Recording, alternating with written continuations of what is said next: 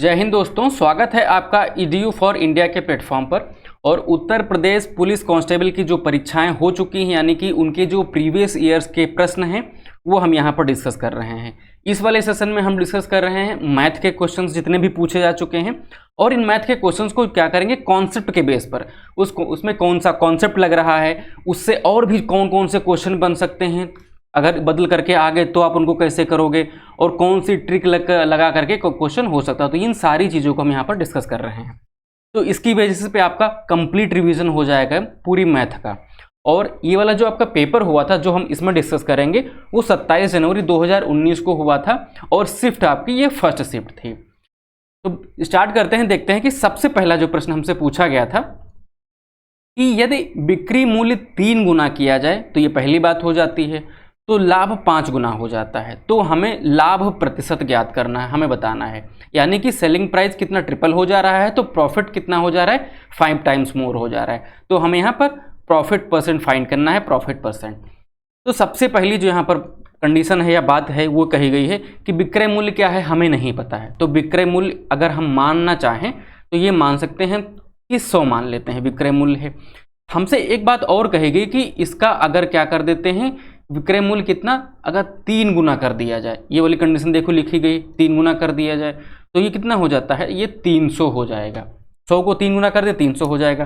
तो ये कहा जा रहा है कि लाभ अपने आप में कितना हो जाता है, मान लेते हैं लाभ यहाँ पर 5 गुना हो जाता है, 5 लाभ हो जाते हैं। और इधर यहाँ पर कितना लाभ हो जाता है, एक कोई भी लाभ था, यहाँ पर कोई भी लाभ था हमें नहीं पता, एक ही लाभ था, और यही यहाँ पर बदल करके कितना हो जाता है, ये 5 हो जाता है। तो एक चीज़ यहाँ पर हम ये देख रहे हैं कि शुरुआत में इसका इस 100 का और ये 300 का डिफरेंस कितना निकल करके आ रहा है, इसका अंतर निकल करके 200 रुपये आ रहा है, मान लेते हैं 200 आ रहा है, 300 - 2। अब यहाँ पर लाभ 1 है और यहाँ पर लाभ 5 है, तो यहाँ पर क्या करेंगे 5 से 1 माइनस कर देंगे तो कितना लाभ यहाँ पर हमें मिलेगा, हमें मिलेगा यहाँ पर 4 लाभ मिल जाएगा। तो इतनी चीज़ यहाँ पर आपको उम्मीद है क्लियर हो गई होंगी। अब हमें जब इतनी चीज़ यहाँ पर फाइंड हो जाती हैं तो यहाँ पर ये देखते हैं कि 4 लाभ बराबर कितना दिया गया है, 4 लाभ बराबर यहाँ पर देखो ये 200 है, 200 अंतर, यानी कि 4 लाभ का अंतर 200 के बराबर है। तो हमने यहाँ पर क्या कर लिया कि 200 रख लिया। अब यहाँ पर 1 लाभ किसके बराबर होगा, तो 4 × 5 = 20, ठीक है, ये हो जाता है हमारा 50 हो गया। अब हम क्या कर लेंगे, ये देखो कितना था, लाभ हमारा 50 हुआ, हमारा यहाँ पर टोटल कितना था विक्रय मूल्य, यानी कि विक्रय मूल्य में हमारा कितना लागत यानी कि कॉस्ट प्राइस और विक्रय प्लस विक्रय मूल्य दोनों शामिल था। तो 100 में से अगर हम क्या घटा दें, 50 घटा दें, जितना हमें लाभ मिला, तो चीज़ वो कितने की थी, वो 50 रुपये की ही तो थी। अब क्या कह रहा है कि लाभ प्रतिशत बताओ, तो 50 रुपये पर हमको 50 रुपये मिल रहा है, तो वो कितना परसेंट अपने आप में हो गया, तो वो 100% हो गया। तो यहाँ पर लाभ परसेंट कितना हो जाएगा, विकल्प बी यानी कि 100% हो जाएगा। विकल्प बी यहाँ पर सही उत्तर होगा। अगला क्वेश्चन देखते हैं जो हमसे पूछा गया था कि एक्स ने क्या किया है कि 42,000 में एक स्कूटर खरीदता है, फिर उसकी क्या करता है मरम्मत करवाता है, तब वो 6,000 रुपये खर्च कर देता है। फिर क्या करता है उसी स्कूटर को 54,000 में बेच देता है। अब हमें लाभ बताना है, वो भी कैसे, प्रतिशत में बताना है, ठीक है। तो यहाँ पर देख लेते हैं, सबसे पहले उसने एक्स ने क्या किया होगा, तो पहले उसने क्या किया 42,000 का 42,000 का एक स्कूटर खरीद लिया, ठीक है। फिर उसने उसमें मरम्मत में लगाए कुल 6,000। तो यहाँ पर उसने कुल कितना निवेश किया, लागत उसकी कुल कितनी आ गई, लागत यहाँ पर इनको जोड़ देंगे तो यहाँ पर कितना हो जाएगा 48,000 हो जाएगा। लेकिन बेचता कितने का है, बेचता है ये यहाँ पर 54,000 का। अब तुम ये 48,000 और 54,000 का अगर अंतर निकालोगे तो वो कितना निकल करके आएगा, वो 6,000 रुपये निकल करके आएगा, यानी कि 6,000 रुपये कमाता है। अब 6,000 रुपये कितने पर कमाता है वो, तो फिर बंदे ने कितना इन्वेस्ट किया था, उसने इन्वेस्ट किया था, जितना इन्वेस्ट करेगा उसी पे तो कमाएगा 48,000 पे। तो यहाँ पर कर लेते हैं 48, और देखो ये 3 जीरो इधर है, 3 जीरो इधर है, परसेंटेज काउंट करना है तो हम 3 जीरो दोनों तरफ छोड़ देते हैं, तो ये हो गया। अब यहाँ पे क्या कर लेंगे, ऐसे डिवाइड, ये परसेंट है तो परसेंट में काउंट करना है तो 100 से इंटू कर देंगे, तो कितना हो जाए 6 × 6 = 6 × 8 = 48। अब हम क्या करेंगे 100 को 8 जगह क्या करेंगे डिवाइड करेंगे, तो 12.5 8 बार लिखेंगे। तो यहाँ पर विकल्प बी हमारा सही उत्तर हो जाता है 12.5%। अगला क्वेश्चन देखते हैं जो हमसे पूछा गया था कि 110 रुपये की लागत वाली एक वस्तु क्या है 104 रुपया 5 पैसे में बेची गई, तो कितनी छूट की पेशकश की गई थी, हमें यह बताना है। चलिए देख लेते हैं। मान लेते हैं कि कोई चीज़ कितनी थी, हमने लगाया कितना था, लगाया हमने 110 रुपये था, ये 110 रुपये था, बेचा हमने उसको कितने पर, तो 104 रुपया 5 पैसे पर बेचा। तो हमें यहाँ पर कितना अंतर हुआ, यहाँ पर हमें यहाँ पर अंतर कितना मिला, 5.5 रुपये का अंतर मिला है यहाँ पर। तो हमने छूट कितने की दी, 5.5 रुपये की दी। किस पर दी, हमने 110 पे छूट दी। तो 110 पे हम क्या करेंगे, यहाँ पर 110 पे हम निकाल लेंगे कि हमने छूट यहाँ पर कितनी प्रदान की है, 5.5 रुपया और यहाँ पर 110 रुपया पर परसेंट हमें फाइंड करना है। तो ये जीरो क्या हो जाएगा, हट जाएगा। तो इस तरीके से कितना हो जाएगा, यहाँ पर एक जीरो बढ़ेगा और इधर 100 कर लेंगे, तो ये जीरो से जीरो कैंसिल आउट हो जाएगा। तो 11 एकम 11 और 11 पचे 55। तो यहाँ पर 5 कहाँ है, विकल्प बी में सही उत्तर हो जाएगा। यहाँ पर 5% की छूट की पेशकश की गई, यानी कि डिस्काउंट यहाँ पर कितना ऑफर किया गया, 5% का। ये क्वेश्चन नंबर 3 का विकल्प बी सही उत्तर होगा। अगला क्वेश्चन देखते हैं। अगला क्वेश्चन जो हमसे पूछा गया था कि 4 नंबर, यानी कि चक्रवृद्धि ब्याज पर निवेश किए गए धन की राशि कितना है, 2 वर्षों में 1600 रुपये हो जाती है 1600, और 3 वर्षों में वो 1680 हो जाती है, यानी कि 1680 रुपये हो जाती। अब हमसे ब्याज की दर पूछी जा रही है। देखिए पहले लिखा 2 साल में और फिर यहाँ पर मामला दे दिया हमको 3 साल में। साल का मतलब यहाँ पर अंतर कितना आ रहा है, तो 1 वर्ष का अंतर यहाँ पर आ रहा है, 1 वर्ष का अंतर यहाँ पर हमसे पूछा जा रहा है। अब हम एक चीज़ यहाँ पर ये देख लेते हैं कि 1 वर्ष के अंतर का एक फॉर्मूला होता है कि जब चक्रवृद्धि ब्याज में जब अंतर कितने का दिया हो, 1 साल का दिया हो, 1 साल का, तब हम क्या करेंगे, हमें जब यहाँ पर ब्याज की दर ज्ञात करनी हो, यानी कि R% ज्ञात करना हो, तब हम एक फॉर्मूला लगा सकते हैं कि R% equals to A2 minus A1, और ये अमाउंट हो जाता है। फिर क्या कर देंगे, A1 यानी कि जो हमारा मेन था ये हमारा इतना हो जाएगा। फिर इसको क्या कर देंगे, 100% करना है तो 100 ये परसेंट हो जाएगा। ठीक है, तो इस तरीके से जब हम इसको सॉल्व कर लेंगे तो ये हमारा सही उत्तर निकल करके आएगा। तो A2 यहाँ पर कितना दिया गया है, A2 दिया गया है 1680, इसमें से माइनस कर देंगे A1, यानी कि कितना माइनस करेंगे, 1600। अब यहाँ पर A1 कितना है, ये भी यहाँ पर कितना हो जाएगा, 1600 हो जाएगा। अब इससे माइनस करेंगे तो हमें कितना 80 मिलेगा, नीचे हम 1600 लगा लिया। ठीक है, 1600 लगाने के बाद में हमने इधर क्या कर लिया, 100 से मल्टीप्लाई कर दिया। अब ये 0 से 0 कैंसिल आउट हो जाएगा और ये कितना हो जाएगा, यहाँ पर जब डिवाइड करेंगे यहाँ पर सीधे सीधे हम क्या करेंगे, ये वाले 2 0 और ये वाले 2 0 कैंसिल आउट कर देंगे, और ये यहाँ पर क्या हो जाएगा, 16 एकम 16 और 16 पच्चे 80। तो ये क्या हो जाएगा, 5% हो जाएगा। तो ये विकल्प ए यहाँ पर सही उत्तर हो जाता है। इस तरीके से एक और दूसरा मेथड है, वो कैसे होगा, तो पहले वाले मेथड के बेसिस पे हमने कितना फाइंड कर लिया, फॉर्मूला लगा करके ये आपका 5% फाइंड कर लिया। ठीक है, अब यहाँ पर जब एक अंतर यहाँ पर हम ये भी कर सकते थे सीधे सीधे कि पहले कितना था, 1600 रुपये था ये 2 साल तक, फिर यहाँ पर हमने क्या कर लिया, तीसरे साल में ये हो जाता है 1680 रुपये। तो अंतर कितने का हो गया, अंतर यहाँ पर 80 रुपये का हो गया, कितने पर, ये हो जाता है 1600 रुपये पर। तो इस तरीके से भी अगर हम निकालते परसेंट तब भी हमें कितना फाइंड होता, ये फाइंड हो जाता है हमें 5%। तो 16 कम 16, 16 पच्चे 80, ये 5 हो गया, तो ये भी फाइंड हो जाता है। लेकिन आपके दिमाग में ये आ सकता था कि ये तो आपने यहाँ पर साधारण ब्याज लगा दिया है, तो उसका भी हम यहाँ पर डाउट आपका क्लियर करते हैं। मान लेते हैं, देखो इस तरीके से हमने इस पर निकाल दिया है कि इसका जो 1680 जो है 1600 का कितना परसेंट, 5%, हमने उत्तर बता दिया। आपको डाउट हो सकता है कि ये आपने तो ऐसा हमें सिंपल इंटरेस्ट बता दिया, यानी कि साधारण ब्याज बताते, जबकि यहाँ पर हमसे चक्रवृद्धि ब्याज की बात कही जा रही है, कंपाउंड इंटरेस्ट की, CI की। तो चलिए हम आपको बताते हैं। देखिए ये 100 रुपये है, ठीक है, फिर इस पर हम मान लेते हैं कि 10% का ब्याज हमें मिल रहा है, थोड़ी देर के लिए मान लेते हैं। तो पहले साल में हमको कितना मिला, 10 मिला, दूसरे साल में हमको यहाँ पर कितना मिल गया, 10 रुपये मिल गया, दूसरे साल में हमें क्या मिला, इस पर भी 10% ब्याज मिला। तो 10 का हम यहाँ पर अगर 10% निकालें तो कितना हो जाएगा, ये देखो 1 एकम 1 रुपया हो जाएगा। तो 10 का 10% यहाँ पर 1 रुपया हो जाएगा। ठीक है, तो यहाँ पर ये कितना हो गया, यहाँ पर हमें मिल जाता है ये पहले साल का और ये दूसरे साल का। अब हम यहाँ पर क्या करते हैं, तीसरे साल का भी निकाल के दिखा देते हैं। तो ये 10 हो जाएगा और यहाँ पर 20 रुपये, तो 20 रुपये, ये 10 रुपये और ये 10 रुपये, तो इसका 10% कितना हो जाएगा, 20 का 10% हो जाएगा 2 रुपया, ठीक है। और फिर ये देखो 1 रुपया यहाँ पर बचा, तो 1 रुपये का हमें निकालना है 10%, तो हमें ये 0 से 0 कैंसिल आउट कर दिया, तो हमें यहाँ पर कितना मिला 0.1, तो यहाँ पर कितना हो जाएगा 0.1 यहाँ पर हो जाएगा, ठीक है।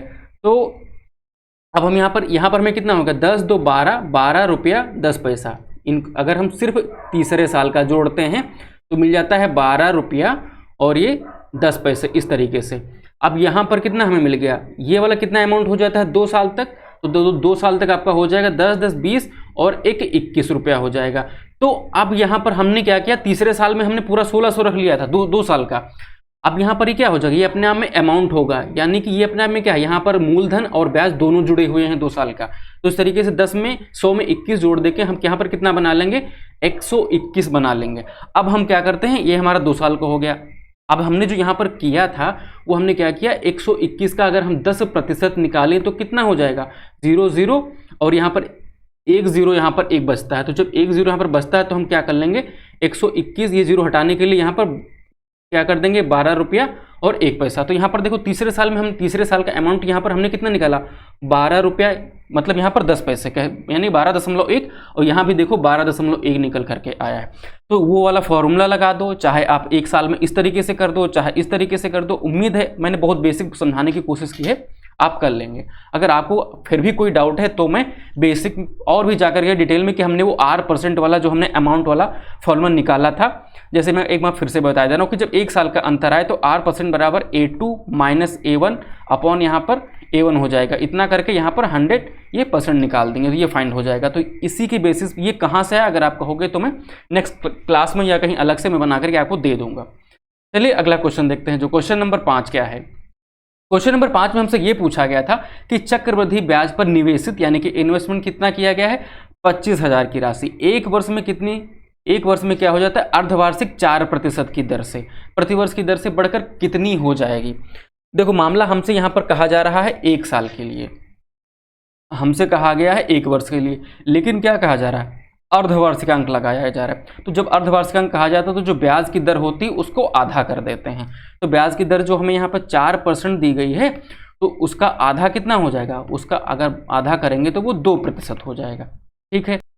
अब ब्याज दर हमको यहाँ पर 2% पे कैलकुलेट करनी, तो हम यहाँ पर पहले लिख लेते हैं 25,000। 25,000 का पहले साल में पहली बार में हमको मिलेगा, पहले 6 माह में इसका अगर हम निकालते हैं पहले बार में तो ये 2% अगर हम इसका निकालेंगे तो 2% कितना बनेगा 2% हो जाएगा। यहाँ पर एक देखो ये वाला इतना हो जाएगा, ये वाला इतना हो जाएगा 1%, तो 1% को क्या कर देंगे 2 से गुणा कर देंगे, तो अपने आप में ये कितना हमें 500 प्राप्त हो जाएगा, ये पहले साल में। अब दूसरे साल या दूसरे छमाही में कह लें तो हमें कितना प्राप्त होगा, इसका भी निकालेंगे 2%, तो ये भी कितना हो जाएगा 500 हो जाएगा। फिर बचता है हमारा यहाँ पर क्या 500 पर भी हमें 2% मिलेगा, तो 500 का यहाँ पर हम निकालते हैं 2%। तो देखिए ये अपने आप में 100 है, इतना कर दिया तो 10 हो गया, इतना कर दिया तो 1 हो गया, तो 5 दूना 10 रुपये और हो गए, यहाँ पर 10 रुपये हमें और मिल जाएंगे। तो यहाँ पर कितना हो गया 1000, यहाँ पर हमें कितना फाइंड हो जाएगा 1010 रुपये यहाँ पर ब्याज हो जाता है। अब हम 1010 रुपये किस में ऐड कर देंगे 25,000 में ऐड कर देंगे, तो हमें कितना हो जाएगा 25 एक 26,000, यानी कि 26,000 यहाँ पर और 10 रुपये प्राप्त हो जाएंगे इस तरीके से। तो विकल्प हमारा 26,010 रुपये कहाँ पर दिया गया है 2610, ये वाला सही उत्तर हो जाएगा, विकल्प भी यहाँ पर सही उत्तर हो जाएगा। चलिए अगला क्वेश्चन देखते हैं। क्वेश्चन नंबर 6 हमसे क्या पूछा गया था, क्या दिया गया है कि ए ने 75,000 रुपये के साथ एक कारोबार शुरू किया और बी कुछ समय के बाद क्या किया 37,500 रुपये के साथ उसमें शामिल हो गया। यदि वर्ष के अंत में 3:1 के अनुपात में लाभ को साझा किया गया तो बी कितने महीने बाद शामिल हुआ था। देखो इसमें एक कॉन्सेप्ट ये होता है जो आप जानते होंगे कि यहाँ पर किसी को लाभ कितने में मिलता है कि वही किसी व्यक्ति ने क्या किया है कि अपनी पूंजी को कितनी पूंजी लगाया है और कितने समय के लिए लगाया है, तो पूंजी का और समय का जो गुणनफल होता है उसके अनुपात में हमें क्या मिलता है लाभ प्राप्त होता है। इसका एक कॉन्सेप्ट होता है। तो ए ने मान लेते हैं वर्ष के अंत की बात कही जा रही है, यानी कि 12 महीने बंदे ने पैसा लगा के रखा होगा। तो 12 महीने लगा के रखा, कितना, 75,000 रुपये लगाया।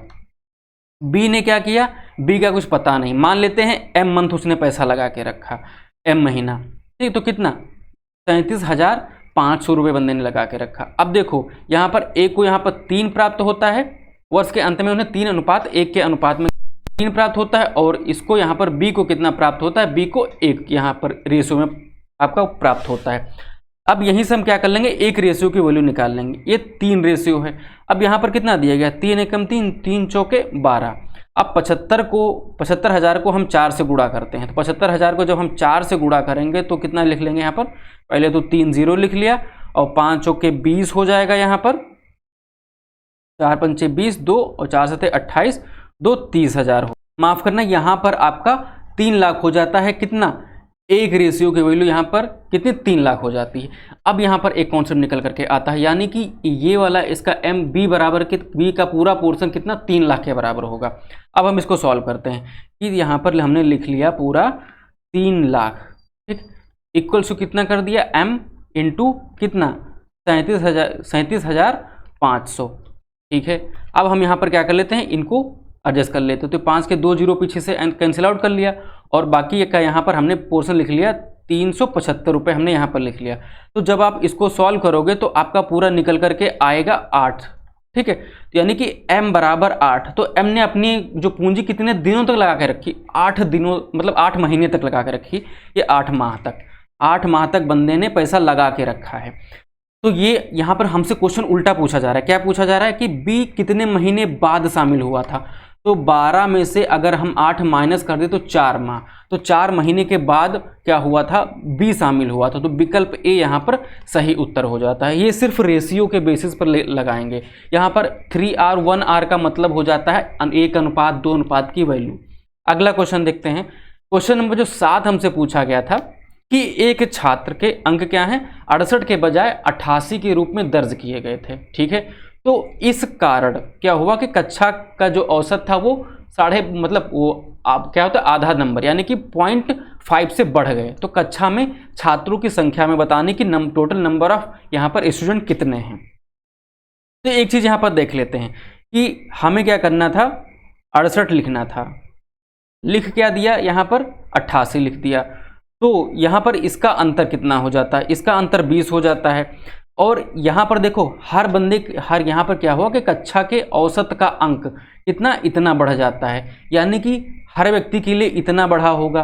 तो यानी कि 20 जो व्यक्ति हैं उनके लिए कितना हुआ होगा, तो इसको क्या कर देते हैं, डिवाइड कर देंगे। तो डिवाइड करेंगे तो ये क्या कर देंगे, यहाँ पर पॉइंट आएगा 0, और ये 5 चौके 20 यानी कि 40 हो जाएगा। तो यहाँ पर विकल्प डी आपका सही उत्तर होगा 40, क्योंकि यहाँ पर देखो ये इतना वाला नंबर एवरेज में सबको डिस्ट्रीब्यूट हुआ होगा ना, तो एक को इतना मिला होगा, तो ये वाला अंतर कितने का आ रहा है, 20 का। तो इस तरीके से यहाँ पर डिवाइड करके हम यहाँ पर 40 फाइंड कर सकते हैं। विकल्प डी सही उत्तर है। अगला क्वेश्चन देखते हैं, क्वेश्चन नंबर 8। यहाँ पर लिखा हुआ है कि ए बी से 2 गुना कुशल है। कुशलता की बात कही जा रही है, यानी कि जब कुशलता की बात करें तो वर्क, ये जब क्या होता है, वर्क एंड टाइम जो होता है उसमें क्षमता की बात कही जा रही होती है, ठीक है, इफिशियंसी की। बी सी से 3 गुना कुशल है। यदि अकेले सी कोई काम 3 दिनों में पूरा करता है तो वे एक साथ मिलकर उस काम को कितने दिनों में पूरा करेंगे। चलिए कॉन्सेप्ट देखते हैं। हम यहाँ पर चीज़ें क्लियर नहीं होती। हमसे कहा गया कि ए बी से 2 गुना कुशल है, तो अब हम ए को क्या माने, बी को क्या माने, नहीं क्लियर होता है। लेकिन सीधे हमसे क्या कह देता है, बी की बात फिर यहाँ पर की कि बी सी से 3 गुना कुशल है। तो पहले हम यहाँ पर क्या लिख लेते हैं कि ए बराबर कितना होगा, बी बराबर कितना होगा और सी बराबर कितना होगा। अब यहाँ पर नीचे से काउंट करते हैं ऐसी कंडीशन में कि बी सी से 3 गुना कुशल है, यानी कि सी से 3 गुना। तो सी अगर 1 है तो बी के क्या हो जाएगा, तिगुना है, तो बी क्या हो जाएगा, यहाँ पर 3 हो जाएगा। अब यहाँ पे लिखा है कि ए बी से 2 गुना है, बी से 2 गुना है, यानी कि 3 का 2 गुना कितना हो जाएगा, 6 हो जाएगा। अब ये इनकी इफिशियंसी यानी कि क्षमता हो जाती है, ये वाला पोर्शन पूरा। अब आप जानते हो कि कुल काम क्या होता है, कुल काम होता है कि क्षमता गुणे समय, कि कोई बंदा कितनी क्षमता है और कितने समय में कितना समय काम कर रहा है, तो वही तो कुल काम होता है। क्षमता अब यहाँ पर किसकी दी गई, सी की दी गई है। तो सी की क्षमता यहाँ पर कितना दी गई है, 1। काम कितने दिनों में पूरा कर रहे हैं ये, समय कितना ले रहे हैं 30 दिन, तो कुल काम यहाँ पर कितना हो गया, कुल काम यहाँ पर हो जाता है 30। अब हमें क्या कहा जा रहा है कि इन तीनों से काम करवा के देखो, तो तीनों से हम काम करवाते हैं तो 6 3 9 1 10। अब हम क्या करेंगे कि 30 काम है, 6 3 9 1 10 से डिवाइड करते हैं, तो ये कितने दिनों में काम कंप्लीट हो जा रहा है, 3 बचा, तो ये काम कितना 3 दिनों में काम कंप्लीट हो जाएगा। विकल्प ए आपका सही उत्तर हो जाएगा। चलिए अगला प्रश्न देखते हैं। अगला क्वेश्चन पूछा गया था कि एक हवाई जहाज जो है वो 250 किलोमीटर प्रति घंटे की गति से 4 घंटे में एक निश्चित दूरी क्या करता है, तय कर लेता है। ठीक है, अब हमसे ये कहा जा रहा है कि 1 घंटा 40 मिनट में उसी दूरी को तय करने के लिए उसकी गति कितनी होनी चाहिए। तो पहले हम क्या कर लेंगे, दूरी निकाल लेंगे। अब दूरी के लिए क्या करते हैं कि डिस्टेंस इक्वल्स टू दूरी बराबर कितना होता है, चाल गुणे समय, चाल और समय का क्या कर देते हैं, मल्टीपल कर देंगे। दूरी हमें नहीं पता है, तो पहले हम दूरी को तो इतना कवर कराएंगे तभी तो हम यहाँ पर निकालेंगे, हमको यहाँ पर दूरी की ज़रूरत है। तो दूरी यहाँ पर कितनी हो जाएगी, चाल कितनी दी गई है 250 किलोमीटर प्रति घंटा, समय कितना ले रहा है 400, तो कुल दूरी कितनी हो गई, 250 को 400 से गुणा करेंगे तो ये अपने आप में हो जाएगा 1000 किलोमीटर। अब हमसे यहाँ पर लिखा हुआ है कि 1 घंटा 40 मिनट में इस दूरी को कवर कराएंगे तो कितना उनकी गति बनती है, बस यही हमारा उत्तर हो जाएगा। तो हमने क्या कर लिया, 1 घंटा 40 मिनट, 40 मिनट को हमने क्या करना चाहा, इसको घंटे में बदल देंगे, तो 60 से क्या करें डिवाइड कर देंगे, तो 20 दूना 40 और 20 तियां 60, क्या यहाँ पर बनता है, बन जाता है यहाँ पर 1 सही 2/3। तो इसको हम क्या लिख सकते हैं, 3 एकम 3 और 3 2 5, 5/3 लिख सकते हैं। अब यहाँ पर 1000 को क्या करना है, हमें डिवाइड करना है 5/3 से, तो इसको हम इस तरीके से लिख सकते हैं, ये पलट जाएगा, ये कितना हो जाएगा 3/5। अब ये 5 से डिवाइड करें तो कितना हो जाएगा, 5 दूनी 10, पीछे बच्चे 2 0। अब ये क्या करेंगे, 20 को 3 200 को 3 से गुणा कर देंगे, तो 200 3 कितना हो जाएगा 600, यानी कि उसकी गति अब कितनी हो जाएगी c, यानी कि 600 किलोमीटर प्रति घंटा हो जाएगी जब वो इतनी देर में कवर करेगा। अगला क्वेश्चन देखते हैं जो हमसे पूछा गया था। अगले क्वेश्चन दिया गया है कि यदि एक बस किसी भी स्थान पर न रुके, ठीक है, तो वह 1 घंटे में 45 किलोमीटर की दूरी तय कर पाती है। अब फिर क्या कहा जा रहा है कि यदि वह सभी स्थानों पर रुके तो 1 घंटे में वह 36 किलोमीटर दूरी तय करती है। तो 1 घंटे में बस कितने मिनट रुकी, कितने मिनट तक उसने या फिर रुका या फिर ड्राइवर ने आराम किया। अब देख लेते हैं, यहाँ पर 1 घंटे में जब ये 45 किलोमीटर चलती है, यानी कि यहाँ पर स्पीड कितनी दी गई है, स्पीड दी गई है 45 किलोमीटर प्रति घंटा। फिर दूसरी बात कही जा रही है कि 1 घंटे में कितना 36 किलोमीटर चलती है जब वो कहीं रुक जाती है, तो दूसरी स्पीड कितना हो जाती है, दूसरी कंडीशन में ये हो जाती है 36 किलोमीटर प्रति घंटा। तो यहाँ पर कितने का अंतर आ गया स्पीड का, यहाँ पर अंतर आपका आ जाता है, देखो 36 और ये 4 और 5 9, ये कितना हो जाएगा 9 किलोमीटर प्रति घंटा का यहाँ पर हमें अंतर देखने को मिलता है इस वाली कंडीशन में। अब 1 घंटे में बस कितने मिनट रुकी, हमको बस ये वाला पोर्शन बताना है, यानी कि मिनट का मतलब यहाँ पर हो जाता है कि कितने समय के लिए रुकी। तो समय का मतलब क्या हो जाता है, अगर हम समय निकालना चाहें तो क्या लिख सकते हैं कि दूरी बटे चाल लिख लेंगे यहाँ पर। तो दूरी यहाँ पर कितनी है 9 हो जाएगी, चाल यहाँ पर कितनी है, चाल यहाँ पर कितनी है, बिना ये जेन्युइन यानी कि ओरिजिनल चाल तो यही, तो रुकने के बाद इतनी हो जाएगी, तो कितना हो जाएगा ये चाल 45 हो जाएगी। तो इसको हम क्या लिख सकते हैं, 9 एकम 9, 9 पचे 45, 1/5 लिख सकते हैं। ठीक है, अब 1/5 यहाँ पर क्या हो जाएगा घंटा। अब हमसे पूछा क्या जा रहा है मिनट, तो मिनट में कन्वर्ट करने के लिए इसको क्या कर देंगे 60 से इंटू, तो कितना हो जाएगा, ये यहाँ पर 12 निकल करके आएगा। तो 12 यहाँ पर कहाँ दिया गया है, विकल्प सी सही उत्तर हो जाएगा। ये 12 मिनट का यहाँ पर विश्राम करता है ड्राइवर, बस यानी कि 12 मिनट के लिए बस यहाँ पर रुक जाती है। अगला क्वेश्चन देखते हैं। अगला क्वेश्चन यहाँ पर हमसे पूछा गया है मेंसुरेशन से कि किसी आयत की लंबाई और चौड़ाई का अनुपात 5:6 दिया गया है तथा इसका क्षेत्रफल जो है 6750 सेंटीमीटर है। अब क्षेत्रफल 6750 सेंटीमीटर दिया गया तो गलत, यानी कि सेंटीमीटर स्क्वायर होगा, क्योंकि यहाँ पर 2 डायमेंशन इंक्लूड क्या हो रहे हैं, अपने आप में गुणा हो रहा है उनका। तो आयत की लंबाई और क्षेत्रफल का अनुपात हमें बताना है। चलिए सॉल्व करते हैं, देखते हैं।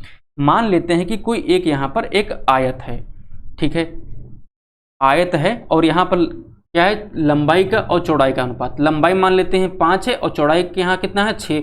अब हमको यहाँ पर पता नहीं तो 5x और 6x कर लेते हैं, क्योंकि यही अनुपात दिया गया है।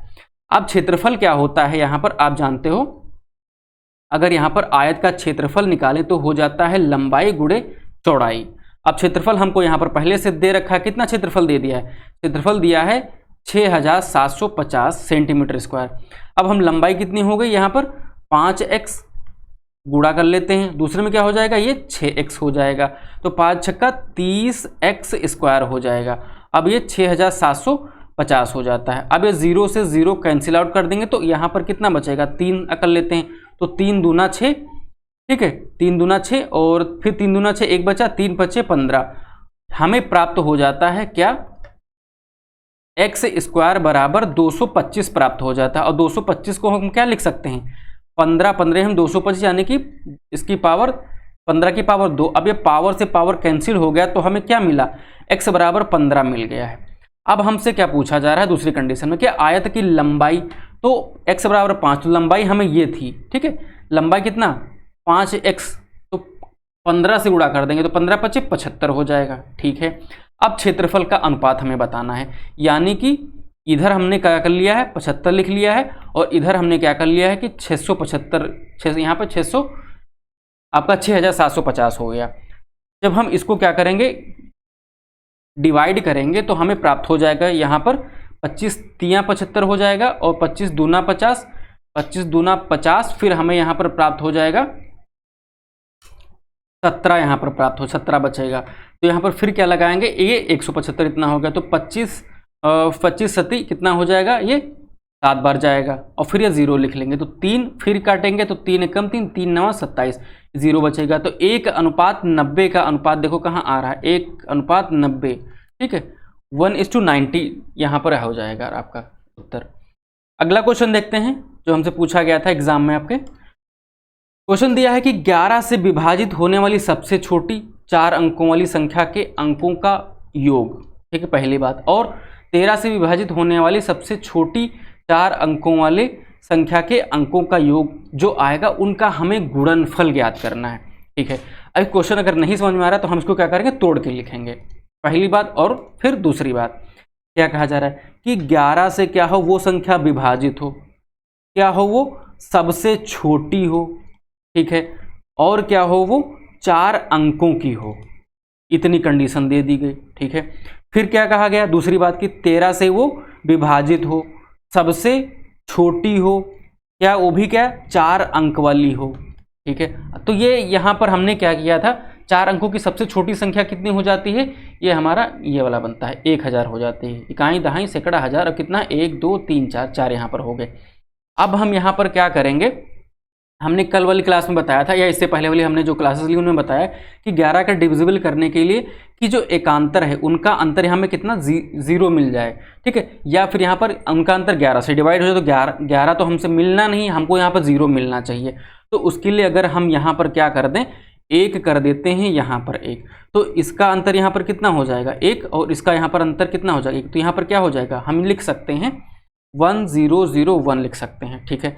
अब यहाँ पर 13 से डिवाइड होने वाला, तो 13 से डिवाइड होने के लिए आप चाहे रट लो चाहे और कुछ कर लो, तो ये भी इसका क्या हो जाएगा, ये इतना हो जाएगा, सबसे छोटी संख्या 4 अंकों की 13 से डिवाइड होने वाली। अब यहाँ पर इनके अंक कितने हैं, इनको ऐड करो तो कितना हो जाएगा 1 1 2 हो जाएगा, यहाँ पर 2 हो गया, यहाँ पर कितना हो जाएगा 1 और 1 2 हो जाएगा, 1 1 2, तो यहाँ पर क्या करेंगे 2 और 2 का यहाँ पर गुणनफल निकालना है हमें, तो 2 गुणे 2 बराबर हमें प्राप्त हो जाएगा 4, तो विकल्प सी यहाँ पर सही उत्तर हो जाएगा।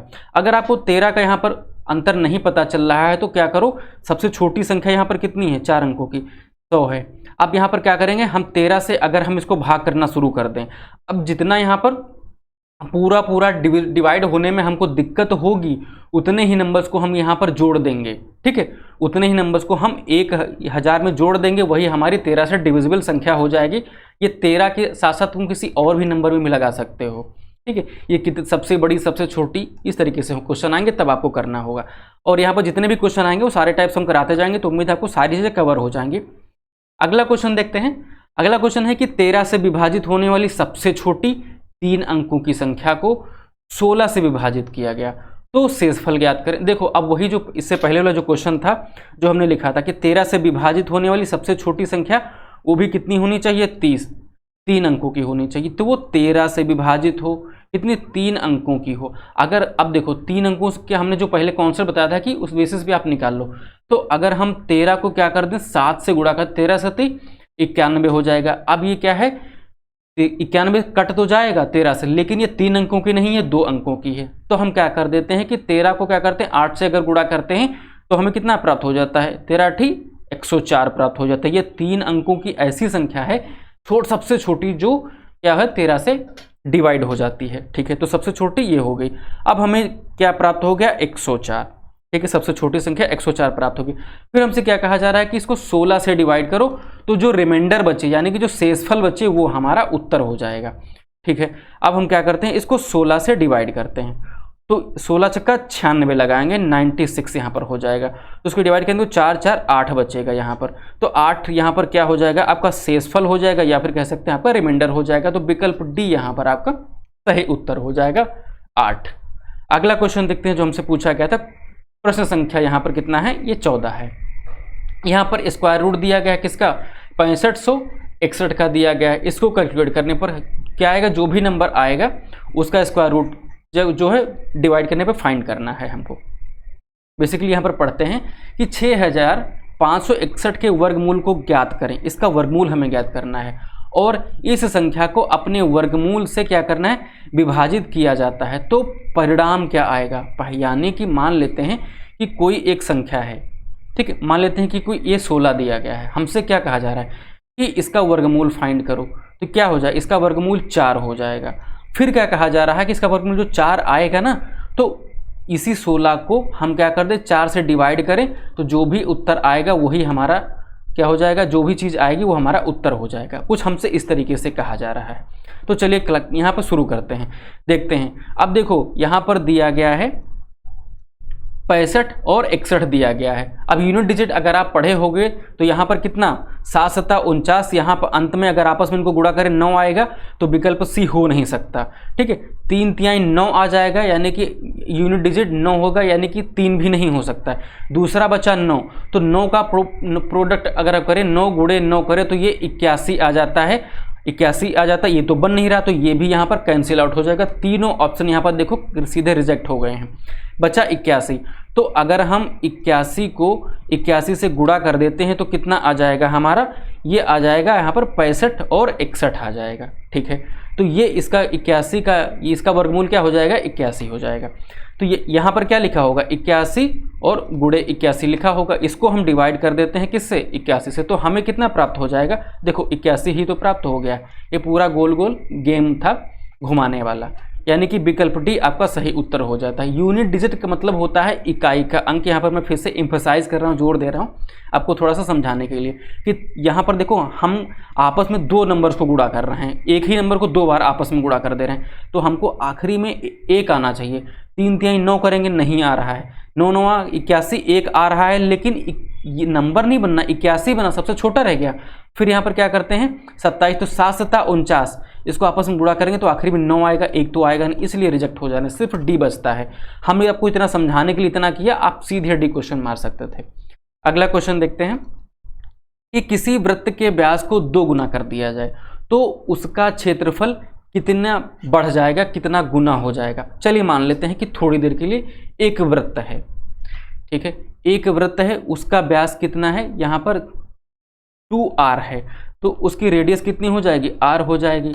ठीक है, तो इसका क्षेत्रफल कितना हो जाएगा, इसका क्षेत्रफल हो जाएगा πr² हो जाएगा। फिर हमसे क्या कहा गया है कि उसी का क्या कर देना, ये देखो यहाँ पर 2r दिया गया है, तो इसका 2 गुना कर दें, इसको 2 से गुणा कर देंगे तो कितना हो जाएगा, ये 4r हो जाएगा, यानी कि इसका आधा रेडियस यहाँ पर कितना हो जाएगा, 2r रेडियस हो जाएगी। अब इसका क्षेत्रफल निकालेंगे तो क्या करेंगे, पाई और r² करेंगे, तो r हमें कितना दिया गया है, r हमें दिया गया है 2r का होल स्क्वायर कर दिया हमने। अब देखो पाई से पाई यहाँ पर कैंसिल आउट हो जाएगा, ये कितना बचेगा यहाँ पर, ये r² इधर हो जाएगा, और फिर यहाँ पर कितना हो जाता है 2 दूनी 4r²। ठीक है, ये इतना चीज़ें हमें फाइंड हो गई। ये बात अलग है, ये वाली, और ये बात अलग है। अब फिर हम क्या करें, ये r² से r² कैंसिल कर देते हैं, यहाँ 1 बराबर कितना बचा है, इसके कंपैरिजन में देखो 4 ही तो बच रहा है, तो ये कितना 4 गुना हो जाता है क्या, क्षेत्रफल। देखो हमने क्षेत्रफल का ही फॉर्मूला लगाया है दोनों जगह। ठीक है, अगला क्वेश्चन देखते हैं। अगला क्वेश्चन हमसे पूछा गया था कि एक्स के बैंक खाते में 86 रुपये 54 पैसे का शेष है, जमा है, ठीक है, पहले से ही उसमें थे। फिर क्या कि 55 रुपये 31 पैसे उसने जमा कर दिया। उसके बाद बंदे ने क्या किया कि 84 रुपये और 33 पैसे की उसने निकासी कर ली। तो पूछा जा रहा है कि अब उसके अकाउंट में इतना हेरा फेरी करने के बाद में कितना पैसा बचा। दिया गया है कि 86 रुपये और 54 पैसे उसके अकाउंट में थे, ठीक है। जमा उसने कितना किया, मान लेते हैं यहाँ पर उसने कुछ जमा किया, कितना, 55 रुपया 31 पैसा उसने यहाँ पर जमा कर दिया, ठीक है, जमा करवा दिया हमने। तो ये कितना हो जाएगा, ये 4 1 5 और 5 3 8, ये हो गया, और 6 5 11 और 8 5 13 1 14। यहाँ पर कितना हो जाएगा, बंदे के पास में 141 रुपया 85 पैसा यहाँ पर हो गया। फिर उसने क्या किया, निकासी कर लिया। निकासी मतलब हम यहाँ पर माइनस करना पड़ेगा, कितना, निकासी उसने किया है 84 रुपये 33 पैसे। तो ये 84 रुपया और ये 33 पैसे यहाँ पर माइनस करेंगे तो कितना हो जाएगा, ये 2 हो जाएगा, और फिर इधर ये 5, फिर इधर ये कितना 5, ये 7, यानी कि 57 रुपया 52 पैसा। यहाँ पर कहाँ देखें, 57 रुपया 52 पैसा, विकल्प ए यहाँ पर सही उत्तर हो जाएगा। इस तरीके से भी आपसे क्वेश्चन पूछते हैं, बस लैंग्वेज बेस्ड क्वेश्चन है, सिंपल है, आप आसानी से कर ले रहे होगे। अगला क्वेश्चन पूछा गया था कि 17 नंबर क्वेश्चन जो भी है कि एक संख्या को 3003 से गुणा किया जाता है, ठीक है। फिर उसके बाद उसे 17, 11 और 13 के जो एलसीएम द्वारा विभाजित कर दिया जाता है, ठीक है। फिर उसे स्वयं से विभाजित किया गया, तो परिणाम क्या होगा, हमें कितना उत्तर यहाँ पर फाइंड होने वाला है। मान लेते हैं कि यहाँ पर लिखा हुआ है कि एक संख्या कौन, हमें नहीं पता, तो लिख लेते हैं कि कोई संख्या x रही होगी, x कोई संख्या रही है, ठीक है। फिर उसमें हम क्या कर देते हैं कि 3003 से गुणा कर देते हैं, तो x गुणा 3003 हमने कर लिया। फिर क्या कहा जाता है, दूसरी बात कि 7, 11 और 13 इनका यहाँ पर एलसीएम निकालते हैं। तो देखो इनमें कोई कॉमन तो है नहीं, तो सीधा सीधा इनको गुणा करेंगे तभी हमें एलसीएम प्राप्त होगा। तो हमने सीधा सीधा गुणा किया तो हमें कितना प्राप्त होगा, 1001 हमें प्राप्त हो गया। तो यहाँ पर क्या किया जाता है, इसके एलसीएम्स द्वारा विभाजित कर दिया जाता है इसके गुणनफल को। तो हमने 1001 से विभाजित कर दिया, ठीक।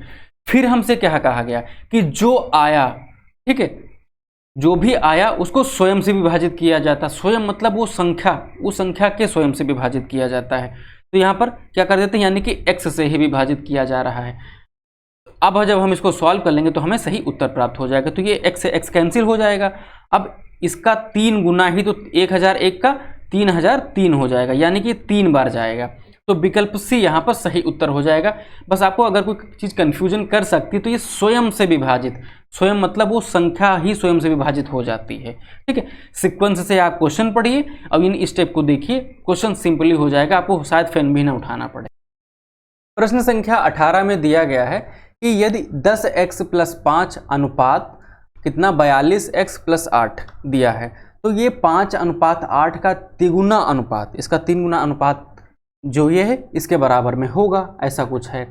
फिर हमसे कहा गया है कि जो तब इसमें x का क्यूब हमें ज्ञात करना है। इस वाले पूरे पोर्शन को सॉल्व करने के बाद में जो x हमें फाइंड होगा उसका हम पावर 3 कर देंगे, जो होगा वही हमारा उत्तर होगा।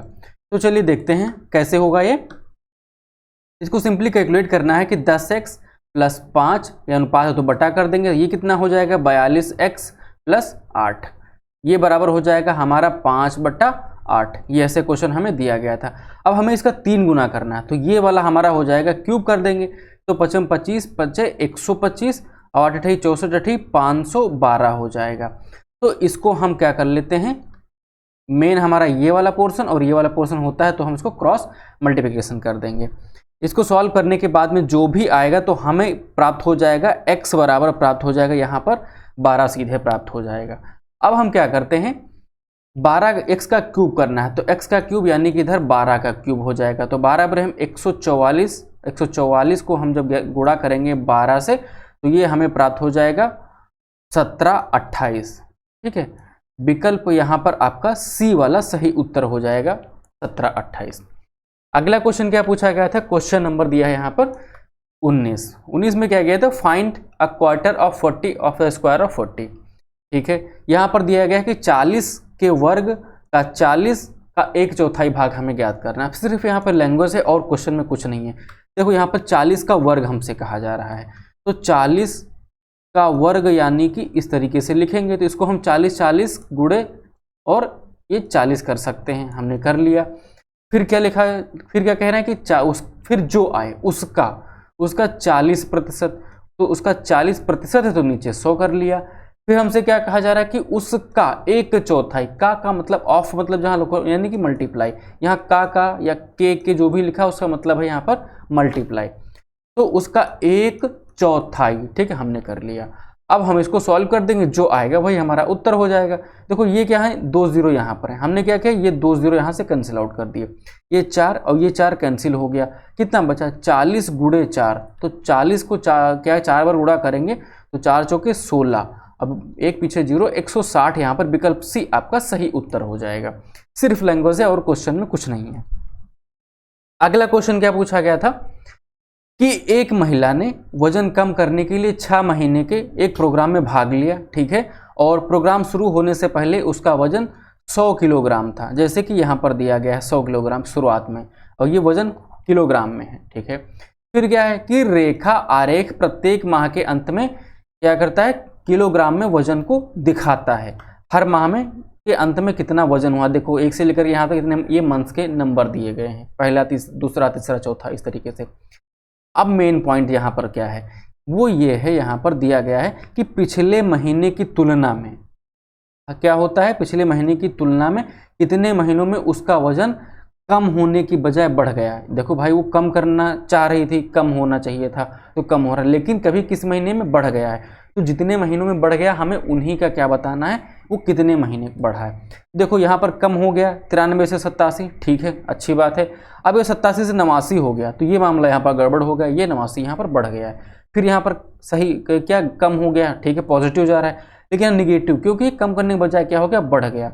फिर यहाँ पर कम हो जा रहा, तो ये 2 महीने हमें यहाँ पर सिर्फ गड़बड़ देखने को मिल रही। तो कितने महीने यहाँ पर हमें गड़बड़ देखने को मिला है, 2 महीने, तो विकल्प सी यहाँ पर हमारा सही उत्तर हो जाता है, यानी कि 2 बार ऐसा देखने को मिलता है।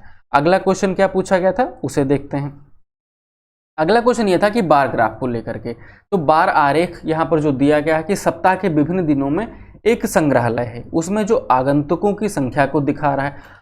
संग्रहालय मतलब यहाँ पर एक क्या है, म्यूजियम है, उसमें जो विजिटर्स आते हैं, यानी कि वहाँ पर जो विजिट करने लोग आते हैं उनके नंबर्स को यहाँ पर प्रेजेंट किया गया है।